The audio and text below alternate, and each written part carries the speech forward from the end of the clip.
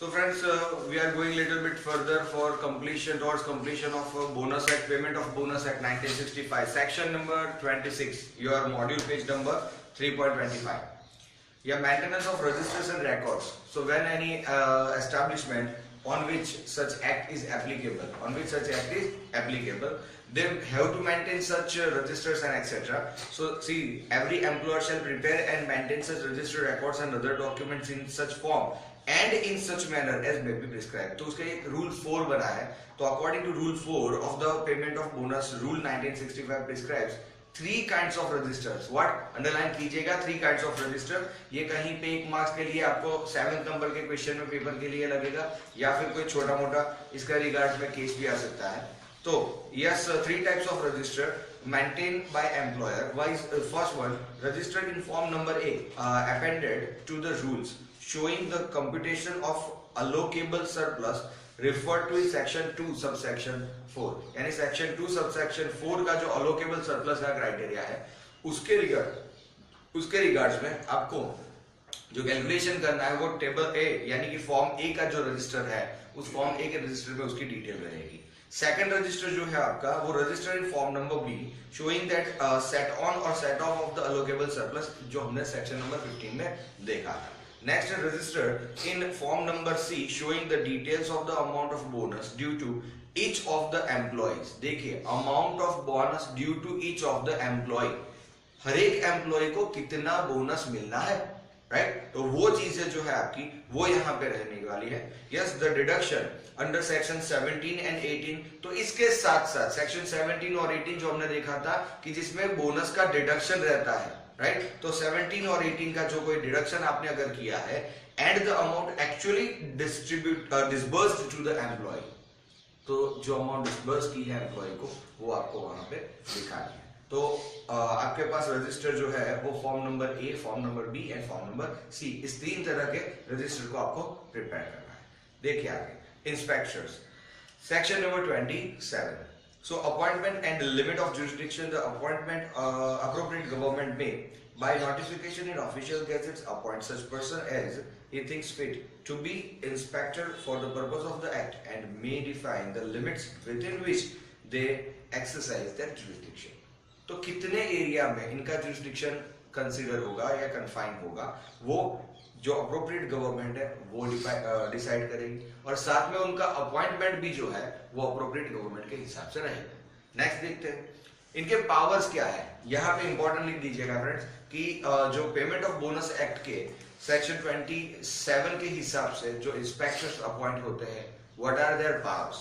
तो powers and inspector thus appointed has to ascertain whether any of the provision of these act has been complied with and for the purpose he may have following powers.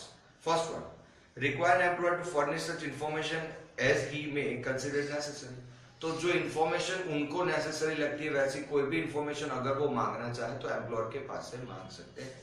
Second, at any reasonable time and with such assistance he may if any as he thinks fit enter any establishment or any premises connected therewith and require anyone found in charge thereof to produce before him for examination any account books, registers, other documents relating to employment of person or payment of salary or wages or bonus in the establishment. देखिए underline कीजिएगा, at any reasonable time and with such assistance if any as he thinks fit. अब यहां पे होगा क्या friends कि मान लेते हैं कि रात को 11 बजे आप किसी एस्टेब्लिशमेंट में घुसे, so it's not reasonable time. आपको रीजनेबल टाइम जो है वो केस बाय केस देखना पड़ेगा. तो यहाँ पे कहीं पे भी आपको टाइम फ्रेम नहीं बताया कि आपको बिजनेस आवर्स में जाना है. रीजनेबल टाइम बोला है, बिजनेस आवर्स नहीं बोला है, क्योंकि जब एस्टेब्लिशमेंट की बात करते हैं तो कई सारी एस्टेब्लिशमेंट ऐसी है कि जो रात को भी चालू होती है. तो रीजनेबल टाइम पे जाया कीजिए. और रीजनेबल टाइम के साथ साथ और एक प्रोविजन जोड़ा गया है वो है with appropriate assistance if he thinks fit.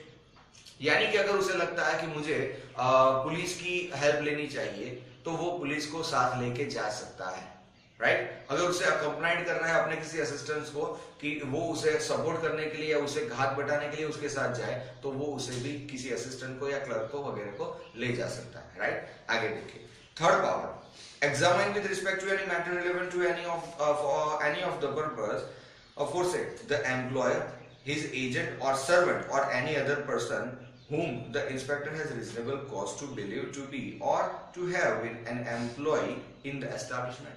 यानी कि उस एम्प्लॉयर को, उसके एजेंट को या फिर उसके किसी अदर एम्प्लॉय को कि जिसको रिस्पॉन्सिबिलिटी फिक्स की है, या उसके किसी सर्वेंट से पूछताछ कर सकता है, right. Next, make copies of or take abstracts or extracts from any books, registers or other document maintained in relation to the establishment। यानी उस establishment के रिगार्ड में किसी भी बुक्स का, रजिस्टर का एब्स्ट्रैक्ट वो ले सकता है या फिर उसका कॉपी वो ले सकता है।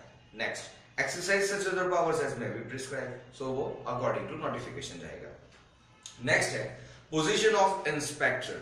So the inspector appointed as aforesaid is underline कीजिए deemed to be a public servant with the meaning of Indian Penal Code। वो एक public servant माना जाएगा और कोई उसके पास extra authority नहीं है। Next है duty to produce account books, register and other document। तो अब यहाँ पे क्या होगा कि अगर किसी के rights बनते हैं तो सामने वाले की ड्यूटी बनती है। अगर मान लीजिए उन्होंने इंस्पेक्टर को बोल दिया कि भाई आपके पास ये राइट है, तो सामने एम्प्लॉयर या उसके एम्प्लॉई क्या उसके जो पर्सन ऑथोराइज है कि जिनके पोजीशन में ये डॉक्यूमेंट्स है या उनका कोई सर्वेंट है, राइट, तो उनकी लायबिलिटी बनती है, उनका जो है वो ड्यूटी बनता है कि उन्होंने ये प्रोड्यूस करना पड़ेगा जो इंस्पेक्टर ने मांगा है। तो वही पॉइंट यहाँ पे दिया गया है कि any person whom the inspector calls upon two produce any books, accounts, register other document or to give information shall be, underline कर दीजिए, legally bound to do so। And limitations of power, the provision of section number 27 do not empower an inspector to require banking company, underline कर दीजिए। कभी भी ये inspector अगर other than banking company के यहाँ पे जाता है तो वो कोई भी बुक्स ऑफ अकाउंट, रजिस्टर या डॉक्यूमेंट मांग सकता है, but when they are taking visit of banking company, तो सेक्शन 27 देखिए यहाँ पे क्या बोलती है कि the provision of section 27 do not empower an inspector to require a banking company to furnish or disclose any statement or information or to produce or to give inspection of, underline कर दीजिए, any of its books of accounts or other documents which a banking company cannot be compelled to furnish. ऐसे books of account या document या register या statement कि जो according to RBI guideline या according to banking regulation act 1949 या ऐसा कोई भी एक्ट हो या प्रोविजन हो या रूल हो कि जिसके अकॉर्डिंग उसे प्रोहिबिट किया है कि ये आप ये जो कॉन्फिडेंशियल इंफॉर्मेशन है you can not share without appropriate authority और परमिशन ऑफ अप्रोप्रिएट अथॉरिटी। तो वैसे कोई भी डॉक्यूमेंट, स्टेटमेंट, अकाउंट, ऐसा कुछ भी वो इंस्पेक्टर अकॉर्डिंग टू 27 नहीं मांग सकता, जो कि अदर केसेस में उसे पावर्स है। तो जब सेक्शन 27 की बात करेंगे तो बैंकिंग कंपनी के केसेस में डॉक्यूमेंट, स्टेटमेंट या अकाउंट या अदर इंफॉर्मेशन मांगने के लिए उस इंस्पेक्टर के ऊपर कुछ रिस्ट्रिक्शंस दिए गए हैं, राइट। आगे देखिए वहां पे लिखा है compel to furnish or disclose और प्रोड्यूस, तो section 34 of the banking regulation act जैसे मैंने बताया 1949, राइट। आगे देखिए पेनल्टी, सेक्शन नंबर 28, यानी कि अगर किसी एम्प्लॉयर ने या एस्टैब्लिशमेंट ने ये एक्ट फॉलो नहीं किया तो what will be the penalty in that case. तो सेक्शन 28 के अकॉर्डिंग देखिए person shall be liable to punishment, first one, if he contravenes any of the provision of this act और any rules framed thereunder, यानी कोई भी provision या rule इस act के तहत जो उसे पालन करना है अगर वो नहीं कॉम्प्लाई करता है तो। Otherwise second one, if he fails to comply with any directions or requisition which may have been given or made to him under this act, यानी किसी इंस्पेक्टर ने या किसी अप्रोप्रिएट गवर्नमेंट ने या कोई अथॉरिटी ने उसे कोई डायरेक्शन दिया और वो डायरेक्शन वो कॉम्प्लाई नहीं करता है, ये दो उसका क्या है, मिसकंडक्ट है। फर्स्ट वन है कि एक्ट या रूल्स या उसके जो रेगुलेशंस है वो फॉलो नहीं करता जो कि रूल के अकॉर्डिंग फॉलो करने थे, या कोई अप्रोप्रिएट गवर्नमेंट या अथॉरिटी या इंस्पेक्टर जो कोई भी डायरेक्शन देते हैं एम्प्लॉयर को और उस डायरेक्शन के अकॉर्डिंग्स में वो जो एम्प्लॉयर है वो उसे फॉलो नहीं करता। तो यहां पे देखिए आगे,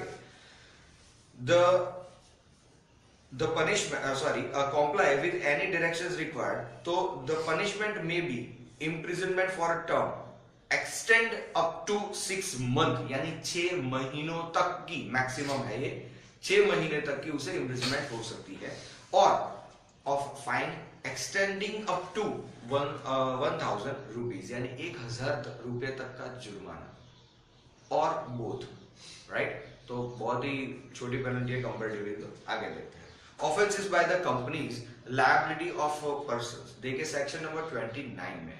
अब होगा क्या, when we are talking about the establishment ना, तो ज्यादातर केसेस में कंपनियां होगी जिस कंपनियों के अंदर हम जानते हैं कि वहां पे एक कॉर्पोरेट शील्ड होता है कंपनी के पास, लिफ्टिंग कॉर्पोरेट विल हमने देखा था कंपनी एक्ट के अकॉर्डिंग्स में, या फिर मेरे किसी और वीडियो में आप देख पाओगे। तो लिफ्टिंग ऑफ कॉर्पोरेट विल के केसेस में ये होता है कि कंपनी जो है वो एक सेपरेट लीगल एंटिटी है apart from its management body and apart from its share holders, यानी कि जो मेंबर्स हैं। तो कंपनी जो है वो एक पर्सनालिटी है, तो company can be should and company can also shoe on any other person, right, ये हमें पता है। तो कंपनी किसी और के ऊपर केस कर सकती है, कोई और बंदा कंपनी के ऊपर डायरेक्टली केस कर सकता है, that's fine. Company can have its asset by its own name, ये भी हमें पता है, राइट। तो company can sign by its common seal, ये भी हमें पता है। तो ये सारे जो डिस्टिंक्ट राइट्स मिले हैं कंपनी के साथ, वहां पे डिसीजिव बॉडी कौन रहेगी, वो होगा उसका मैनेजमेंट बॉडी, यानी कि बोर्ड ऑफ डायरेक्टर्स। तो होगा क्या कि अगर मान लेते हैं कि अगर किसी कंपनी ने कंपनी के नाम के भीतर रहते हुए कोई ऐसा इलीगल एक्टिविटी कर लिया, या कोई ऐसी अपोज टू पब्लिक पॉलिसी वाली कोई कॉन्ट्रैक्ट या एग्रीमेंट कर लिया, उसका परफॉर्मेंस भी कर दिया, तो who will be liable for the penalty, और कौन अक्यूज्ड होगा ये पता नहीं चलता है। कि वो तो डायरेक्टर ऐसा बोल देंगे भाई मैंने कुछ नहीं किया, ये तो कंपनी ने किया है, कंपनी के ऊपर केस करो, तो क्या कंपनी को थोड़ी ना इम्प्रिजनमेंट होगी, हो ही नहीं सकता है। क्या उसके मेमोरेंडम या आर्टिकल को 6 साल के लिए जेल, ऐसा हो ही नहीं सकता है। तो वहां पे कंपनी तो एक नॉन लिविंग एंटिटी है, उसके पीछे उसकी मैनेजमेंट बॉडी होती है जो ये डिसीजन लेती है। तो who is liable or responsible for taking such kind of wrong decision? Board of directors. तो who will be punishable? तो बोर्ड ऑफ डायरेक्टर्स, क्योंकि कंपनी तो नॉन लिविंग एंटिटी है, वो ना तो सांस ले सकती है ना तो सोच सकती है। तो वहां पे उसके पास कोई भी ऐसे एज ए कॉमन मैन कोई भी ऐसे थिंकिंग एबिलिटी के उसके पास ऑर्गन्स नहीं है, ना तो वो साइन कर सकती है अपने हाथों से, ना तो वो सोच सकती है या कुछ बोल सकती है। तो वहां पे जिसने ये आइडिया एस्टैब्लिश किया था वो तो बोर्ड ऑफ डायरेक्टर्स है।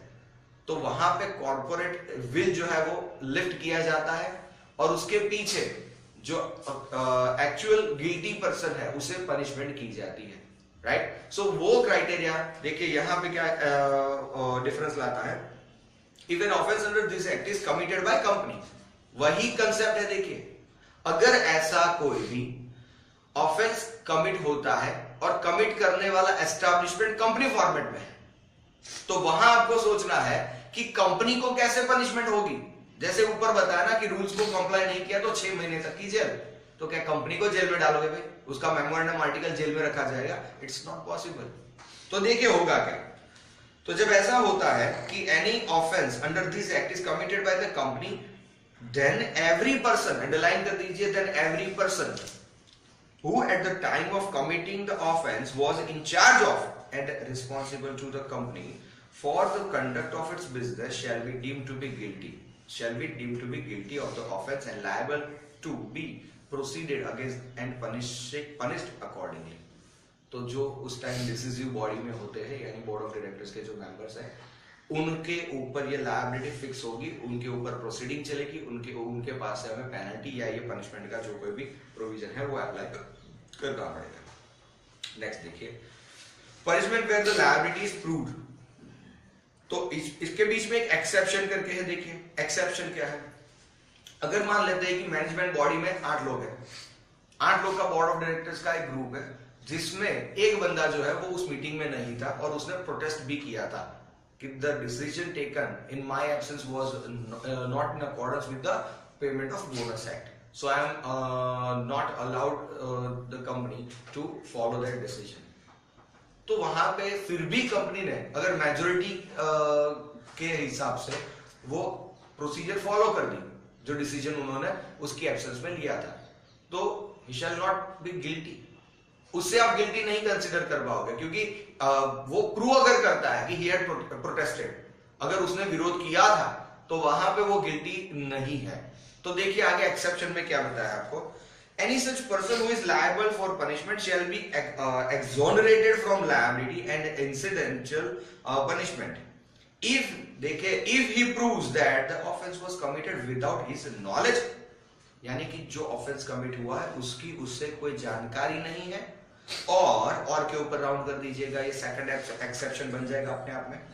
That he exercise all due diligence to prevent the commission of such offense. यानी कि अगर वो साबित करता है कि मुझे पता तो चला कि ये ऑफेंस हो चुका है, afterwards I had tried my level best to reduce the liability or to prevent that particular event to be occurred.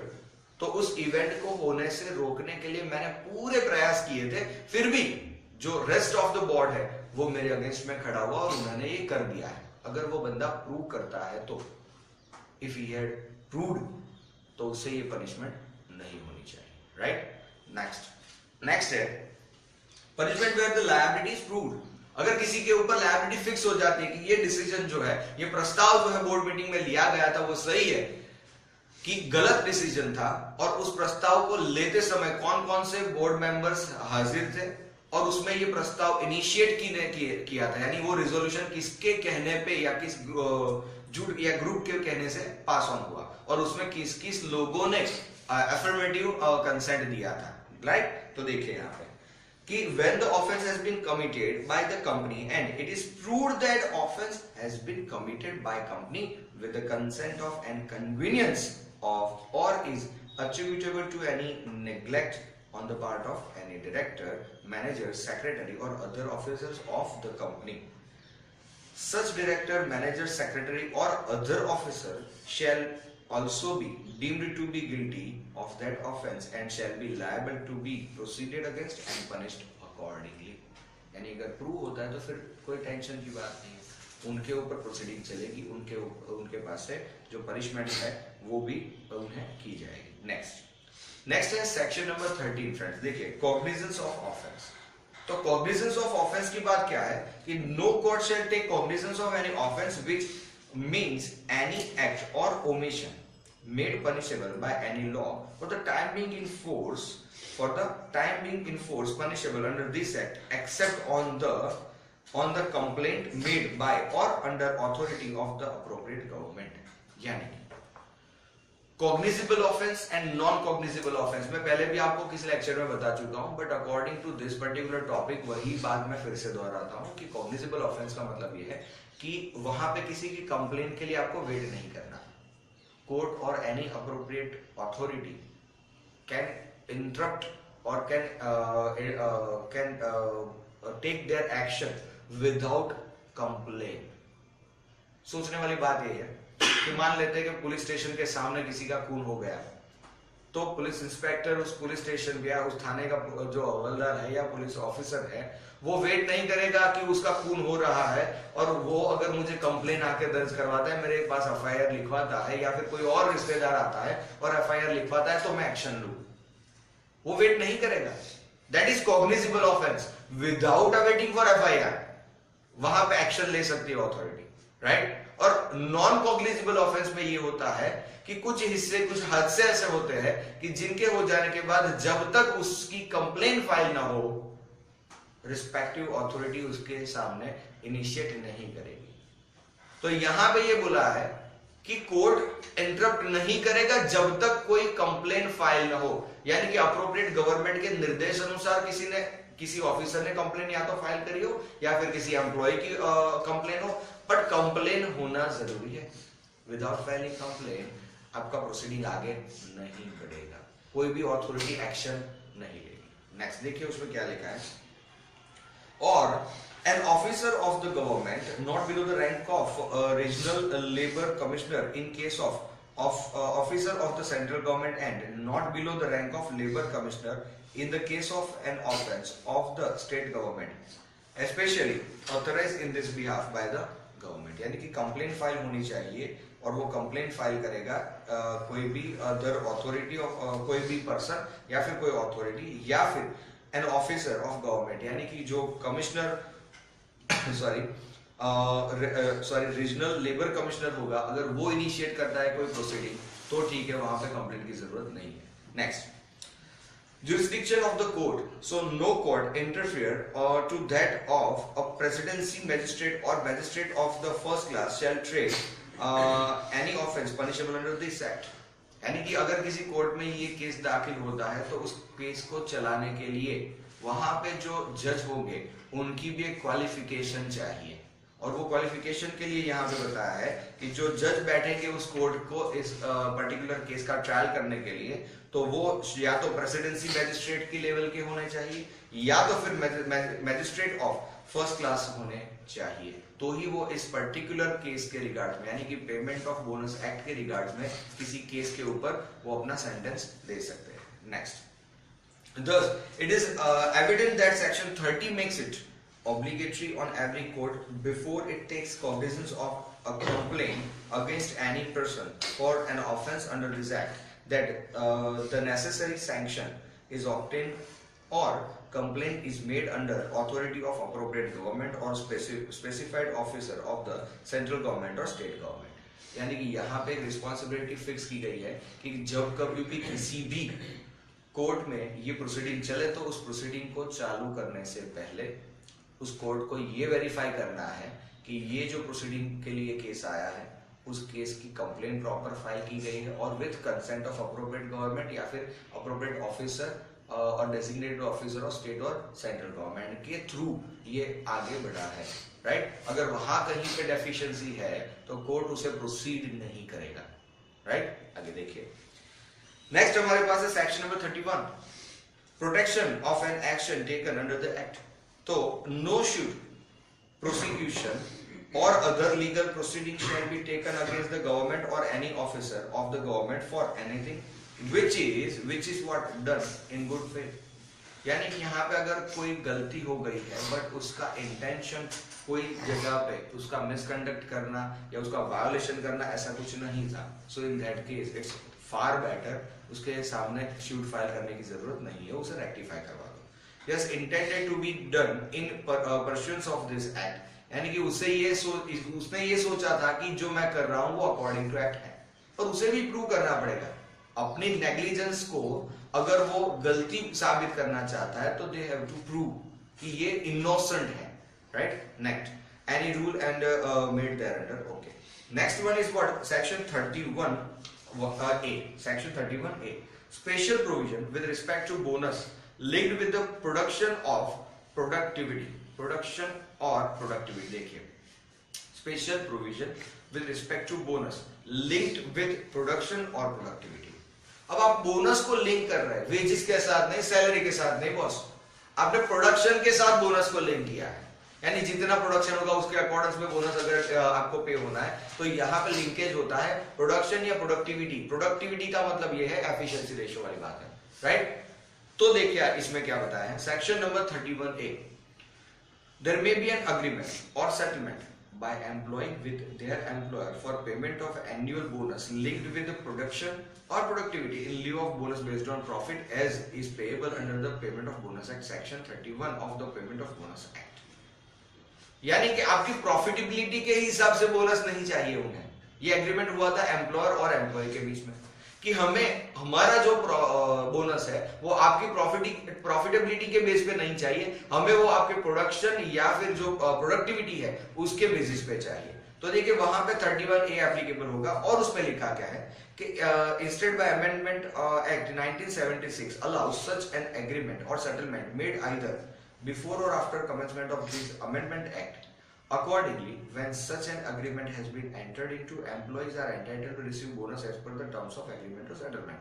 यानी कि अगर ऐसा कोई एग्रीमेंट हुआ है बिफोर अमेंडमेंट एक्ट या after amendment act, does not matter. तो उस एग्रीमेंट के अकॉर्डेंस में एम्प्लॉइज को बोनस मिलना चाहिए। आगे देखिए क्या होता है कि subject to the following restrictions, first one agreement to relinquish minimum bonus. इसका मतलब ये कि any such agreement or settlement whereby employees relinquish their right to receive minimum bonus under section 10 shall be null and void in so far as it purports to deprive the employees of right to of receiving minimum bonus। यानी क्या बात, अगर इस agreement में ये लिखा है कि by following this method or this condition we are ready to accept lower amount of bonus lower than minimum limit as per section number 10, तो वहां पे वो प्रोविजन, वो कंडीशन जो एग्रीमेंट की होगी वो नल एंड वॉइड होगी, क्योंकि वहां पे एक स्टैट्यूटरी राइट है। सेक्शन 10 में हमने देखा था its statutory right of the employees as well as obligation of the employer, वो लिखा है आपके मॉड्यूल में कि ये स्टैट्यूटरी राइट बनता है। अगर वो स्टैट्यूटरी राइट को फर्गो करना चाहे तो भी नहीं कर सकते, और अगर ऐसी कोई कंडीशन उस एग्रीमेंट में लिखी है तो उस एग्रीमेंट को उस कंडीशन को आपको नल एंड वॉइड कंसीडर करना है, राइट। तो रिलिंक्विशमेंट नहीं हो सकता है मिनिमम बोनस से। दूसरी कंडीशन देखिए आपको यहाँ पे क्या बताई है, maximum bonus not exceeding 20%, maximum bonus not exceeding 20% if bonus payable under such agreement exceeds what 20% of the salary and wages earned by the employee during the relevant accounting year, such employees are not entitled to access over 20% of wages and salary। यानी किसी भी हाल में maximum की भी limit आप cross नहीं कर सकते। मैक्सिमम भी जो आपको 20% मिलना था आपके सैलरी और वेजेस का, उस 20% से ज्यादा आप बोनस नहीं ले सकते, कुछ भी कर लीजिए, राइट। तो बात तो एक ही जाती है कि आपको मिनिमम और मैक्सिमम के स्लैब के बीच में ही रहना है, राइट। तो अग्रीमेंट के हिसाब से जाइए, we are least concern about it, but आपको ये ध्यान रखना है कि आप किसी भी सूरत में सेक्शन 10 का वायोलेशन नहीं कर सकते या फिर एग्रीमेंट का बहाना करके उसे वायोलेट नहीं कर सकते, और उसके साथ साथ मैक्सिमम बोनस का जो पॉइंट है उसे भी आप वायोलेट नहीं कर सकते। एग्रीमेंट का हवाला देके ये काम नहीं किया जा सकता। अगर करना चाहोगे तो भी यहाँ पे क्लियरली मेंशन किया है कि वो जो कंडीशन होगी आपके एग्रीमेंट की वो नल एंड वॉइड होगी, यानी you can not operate on that, right.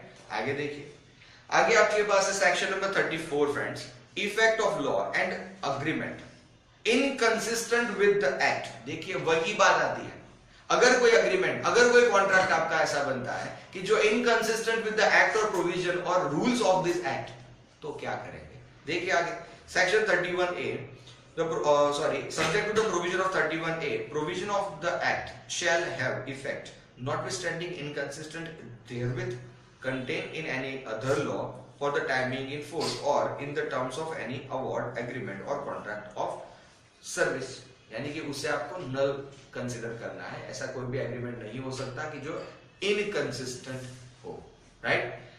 Next देखिए, सेविंग, सेक्शन नंबर 35।